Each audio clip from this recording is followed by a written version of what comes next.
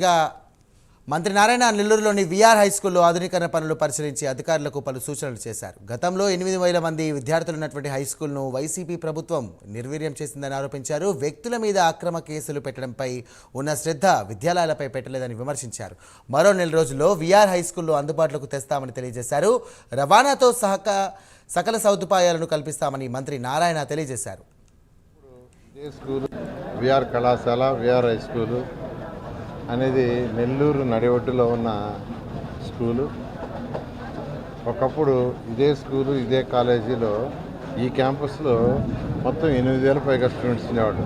నేను చదివేటప్పుడు కానీ నేను ఈ కళాశాల ఉద్యోగం చేసేటప్పుడు కానీ 8,000 పైగా 3 షిఫ్ట్లు, మార్నింగ్ షిఫ్ట్ డిగ్రీ, మధ్యాహ్నం షిఫ్ట్ ఇంటర్మీడియట్, రాత్రి డిగ్రీ అండ్ ఇంటర్మీడియట్ 2.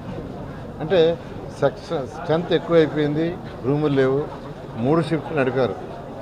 అలాంటి కళాశాలలో ఈరోజు యాక్చువల్గా ఉన్నటువంటి హై స్కూల్ని మూసేశారు. నిజంగా గత ప్రభుత్వం నిర్విరామంలో ఒక భాగం. అంటే ఆ స్కూల్ని మూసేశారు, చక్కటి స్కూలు. అయితే మళ్ళా 2014-19లో ఇదే స్కూల్ పైన 11th class and 12th class 300 మంది విద్యార్థులకు హాస్టల్ ప్రొవైడ్ చేశారు. ఐఐటి నీట్ కోచింగ్ ఇచ్చాం, ఎంతోమంది డాక్టర్లు అయ్యారు, ఐఐటీన్స్ అయ్యారు. కానీ గత ప్రభుత్వం దాన్ని కూడా హాస్టల్ ఎత్తేసింది. విఆర్ కళాశాల విఆర్ హై స్కూలు